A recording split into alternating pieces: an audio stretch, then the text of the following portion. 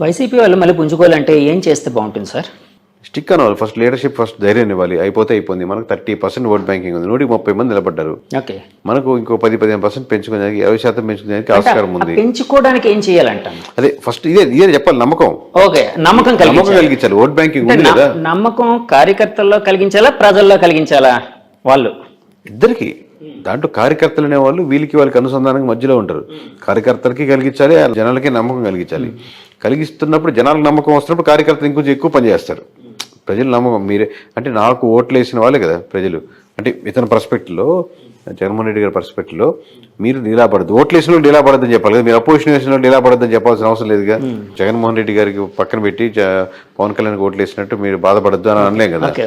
So ఈయనకు ఓట్లు వేసిన వాళ్ళు రిప్రజెంట్ చేస్తూ అందరు మీటింగ్ పెట్టలేము కాబట్టి జనరల్గా స్టేట్మెంట్స్ ఇవ్వగలుగుతారు.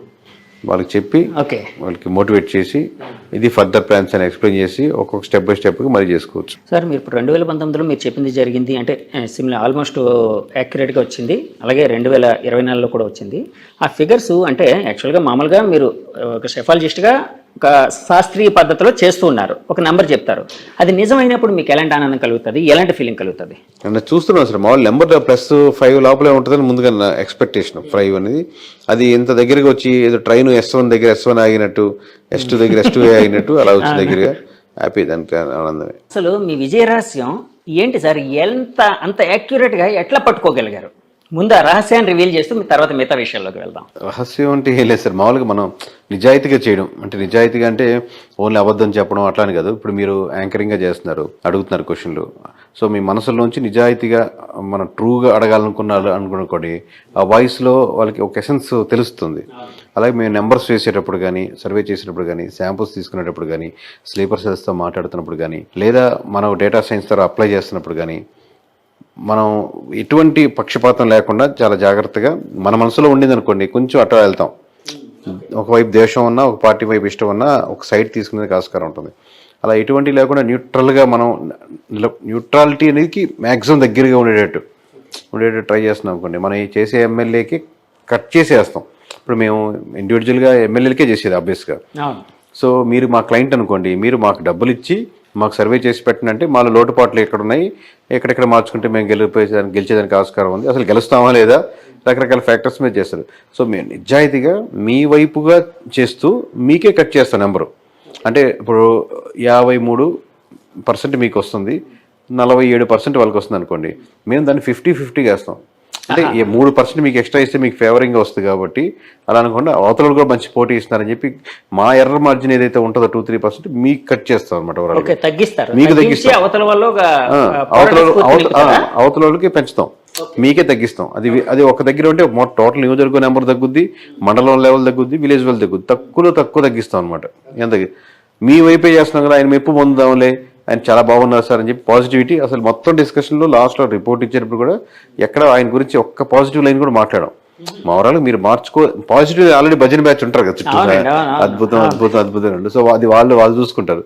మనం ఏంటంటే భజన కాకుండా ఎక్కడెక్కడ కట్ చేయాలి, ఎక్కడెక్కడ మీరు మార్చుకోవాలి, ఏ విలేజ్ లో మీ మీద బాగా నెగిటివిటీ ఉంది, ఎక్కడెక్కడ కొన్ని కమ్యూనిటీ మీ మీద వ్యతిరేకంగా ఉన్నాయి, ఇంకా ఏం చేసుకుంటే మీరు గెలిచేదానికి ఆస్కారం ఉంది, అసలు ఏం చేసినా ఏం గెలవరా, అట్లాంటి నిజాయితీ అంటే ఇట్లా అనమాట. ఓవరాల్ చేసే పనిలో లేదా చెప్పేటప్పుడు కానీ నిజాయితీగా చేయడం అనేది మీరు చెప్పినట్టు విజయ రహస్యం అనుకుంటున్నాను. సార్, శాంపిల్స్ ఎలా తీసుకుంటూ ఉంటారండి? అంటే మిగతా అంటే యాక్చువల్గా ఇప్పుడు చాలా మంది షెఫాలజిస్టులు ఉన్నారు, సర్వేలు చేసే వాళ్ళు ఎంతో మంది ఉన్నారు, క్రెడిబిలిటీ ఉండేవాళ్ళు చాలా తక్కువ మంది ఉంటారు యాక్చువల్గా మన ఆంధ్ర రాష్ట్రానికి, తెలుగు రాష్ట్రాలకు వచ్చినప్పటికీ. సో మీరు అంటే అంత క్రెడిబిలిటీ ఉండేటట్టు అంత యాక్యురేట్గా చేయడానికి ఎక్కువ శాంపిల్స్ తీసుకోవడం కారణం అంటారా? కాదు సార్, శాంపుల్ అనేది లీస్ట్ సార్.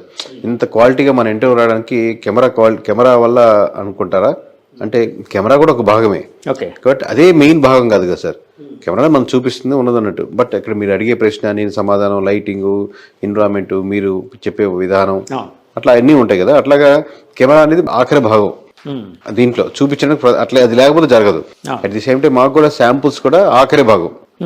అది ఒక్క లేయరే కదనమాట. మేము దాని ముందు లేయర్ అన్నట్టు స్లీపర్ సెల్స్ ఇన్ఫర్మేషన్ ఉంటుంది, విలేజ్ వారీగా ఇప్పుడు ఇస్తుంటారు కొంతమంది. అలాంటి వచ్చేవాళ్ళు ఉంటారు సార్. ఒక 40-45 మంది ఉన్నారు.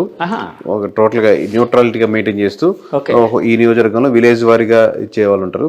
కొంతమంది వాళ్ళు అమౌంట్కి ఇచ్చేవాళ్ళు ఉన్నారు, లేదా నాకున్న పర్సనల్ ర్యాప్ మీద కొన్ని విలేజ్లు కొన్ని దగ్గర మండలాలు అలా ఇచ్చేవాళ్ళు ఉన్నారు. అలాగే మనం డేటా సైన్స్ అప్లై చేసే దగ్గర దీనికి డేటా సైన్స్ ఏంటంటే మొత్తం మన దగ్గర ఉన్న డేటా కానీ ప్రీవియస్ డేటా కలెక్ట్ చేసింది కానీ ఓవరాల్గా ఈ ఎమోషన్ ఇట్లా వీళ్ళు మారుతున్నారు కానీ కమ్యూనిటీ పరంగా ఏమన్నా మారుతున్నారా, క్యాస్ట్ మారుతున్నారా, ఇవన్నీ ఈ ఈక్వేషన్స్ పరంగా సిస్టమ్ ఏదే ఒక ఆల్గరిథం మనం ప్రిపేర్ చేసుకుని ఆల్గరిథం ప్రకారం వేసే నెంబర్స్ ఉన్న డేటా ఉంటుంది. అయితే మనం ఓన్ సర్వే కంపెనీ ద్వారా కేకే సర్వీస్ ద్వారా తక్కువ శాంపుల్స్ తీసుకొని మండల స్థాయిలోనో లేకపోతే ఇంకొంచెం డీటెయిల్గా ఉన్న రిపోర్ట్ ఉంటుంది. అలాగే మీరు ఏదైతే ఆర్డర్ ఇస్తారో నాకు దాన్ని చిన్న కంపెనీకి ఒక అవుట్ సోర్సింగ్ కూడా ఇంకొకసారి వెరిఫికేషన్ లాగా మన కూర అన్నం చేసుకొని ఒక ఉప్పు కారాలు చూస్తాం కదా, అలా పనికొచ్చేదానికి అవుట్ సోర్సింగ్ కూడా ఇస్తాం. ఆల్ రిపోర్టు ఆధారపడం కానీ ఆ రిపోర్ట్ వెరిఫై చేస్తుంది దానికి ఇంకోసారి ఒకటి మనం అంతే. సో ఇంకోటి వెరిఫై చేసేదానికి కంప్లీట్ అవుట్ సోర్సింగ్ కూడా ఇస్తాం. ఎన్ని లేయర్స్ ఒక విలేజ్ తీసుకుంటే అన్ని లేయర్స్ ఆ విలేజ్ అలాగే ఉందంటే బాగా చేసినట్టు, కరెక్ట్గా కూర్చున్నట్టు అనమాట. ఏదైనా ఒక డేటా పైకి కిందకి పోతుంటే ఎక్కడో మనం మిస్టేక్ చేసినట్టు మళ్ళీ ఇంకోసారి చెక్ చేసుకుంటూ ఉంటాం. సో ఇది సార్ ప్రాసెస్. సో దీంట్లో శాంపుల్స్ కూడా అవసరమే కానీ శాంప్లింగే మెయిన్ కాదు. ఓకే, అంటే చాలా సార్లు నేను చాలా మంది సెఫాలజిస్టుల దగ్గర విన్నాను ఎక్కువ శాంపిల్స్ తీసుకున్నారు. ఎమ్మెల్యేస్ కూడా 90% ప్రజల్లో లేదా ఎమ్మెల్యేస్లో కూడా ఎన్ని శాంపుల్స్ తీసారండి మీరు అనేది ఉంటుంది. శాంపుల్కి ఎంత కాస్ట్ పడుతుంది, మీరు 100 రూపాయలు తీసుకుంటారా, శాంపుల్కి 200, 250, 300 అంటారు. మీకు కావాలనుకునేది ఏంటి? ఇప్పుడు మీరు ఒక ల్యాండ్ ఓపెన్ ల్యాండ్ ఉంది సార్, నాకు ఇంత మంచి కన్స్ట్రక్షన్ కావాలి, ఇలా నాకు ఇక్కడ ఈ గోడ మటు ఫిక్స్డ్ సార్ అని ముందుగా చెప్పారు అనుకోండి. ఇప్పుడు మీరు 3 మధ్యలో గోడలు వేసారు. ఇప్పుడు నేను అద్భుతంగా కన్స్ట్రక్షన్ నాకు మంచిగా రావాలంటే ఎలా వస్తుంది? సో నాకు ఫ్రీ హ్యాండ్ ఇవ్వండి, మీకు కావాలనుకుని నేను చేసిస్తాను. నాకు శాంపుల్స్ కావాలి సార్ అండి, ఇలా కావాలి సార్, అది అలాంటి ఇప్పుడు బ్రాండింగ్ ఉంది కాబట్టి పోయినసారితో కొంచెం వచ్చింది కాబట్టి ఫస్ట్ టైం వాళ్ళు చెప్పినట్టు అన్నిటికీ ఊగొట్టేవాళ్ళం. ఊగొట్టి మనం చేయాలనుకుంది చేసేవాళ్ళం. అప్పుడు కూడా ఇప్పుడు ఊగొట్టడం తగ్గింది. అట్లీస్ట్ అట్లా కాదండి అని చెప్తున్నాను అనమాట. మీరు అదిలేండి, మీకు కావాలనుకుంది ఏంటి, ఎక్కడెక్కడ లోటుపాట్లు ఉన్నాయి, ఏ గ్రామాల్లో ఎలా ఉంది ఆ శాంపుల్స్ విధానం మాకు వదిలేయండి. మాకు ఎక్కువ కావాలంటే ఎక్కువ తీసుకుంటాం, తక్కువ కావాలంటే తక్కువ తీసుకుంటాం. అసలు మెయిన్ అది కాదు. గెలుపు అనేది మీ రిక్వైర్మెంట్ మామూలు 2K అనుకుంటే 4K అనవసరం కదా ఇక్కడ. అంతే కదా. చాలా మంది సెఫాలజిస్టులను కలిసేవాడిని. అంటే కొంతమంది అందులో కొంతమంది రాజకీయాల్లో కూడా వెళ్ళిన వాళ్ళు ఉన్నారు. ఫర్ ఎగ్జాంపుల్ జీవీఎల్ నరసింహరావు గారు, ఆయన ఒకప్పుడు సెఫాలజిస్ట్ గా తన జీవితాన్ని ప్రారంభించి తర్వాత బీజేపీ పార్టీలోకి వెళ్ళారు, రాజ్యసభ సభ్యుడయ్యారు, మోదీ గారికి వాళ్ళకి బాగా క్లోజ్ గా ఉంటున్నారు. అలాగే పీకే గారిని చూస్తూ ఉంటే పీకే గారు ఫస్ట్ సెఫాలజిస్ట్గా స్టార్ట్ అయ్యారు, పార్టీ పెట్టుకున్నారు, పార్టీ కోసం అంటే ఒక పొలిటికల్ యాస్పిరేషన్ అనేది. అంటే ఒక సెఫాలజిస్ట్గా ఉండేటప్పుడు మీకు ఇలాంటివన్నీ కనిపిస్తూ ఉంటాయి కదా, రాజకీయ పార్టీలతో తిరుగుతూ ఉంటారు కదండి. సో తిరిగేటప్పుడు మీకు కూడా అలాంటి రాజకీయాల్లోకి వెళ్తే బాగుంటుంది, లేకపోతే ఇంకో విధంగా వెళ్తే బాగుంటుంది, ఇలాగే ఏమైనా ఉంటాయండి? అంటే అలాగే మీకు ఏమైనా పర్టికులర్గా ఉన్నాయా? 2 చెప్తాను సార్ ఎగ్జాంపుల్స్.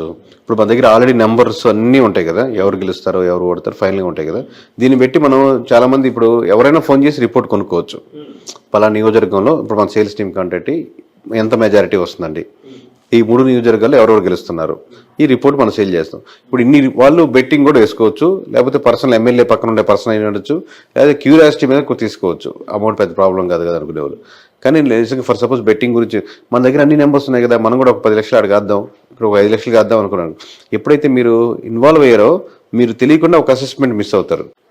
అలాగే మనం ఆల్రెడీ ఇంత నెంబర్స్ చెప్తున్నాం కదా, ఈ నియోజకవర్గంలో ఎవరు పోటీ చేసినా గెలుస్తారు అని మనకు తెలుస్తుంటుంది. ఇది మన నియోజకవర్గం కదా, మన దగ్గరికి ఉండేది కదా, మనం ఇన్ఫ్లుయెన్స్ చేసి లోపలికి వెళ్ళిపోదాం అనుకోండి. మీరు నెక్స్ట్ టైం నుంచి నెంబర్స్ తప్పబడతాయి. మీరు ఎమోషనల్గా ఒక దాంతో కనెక్ట్ అవుతున్నారు అంటే ప్రాపర్గా చేయలేరు.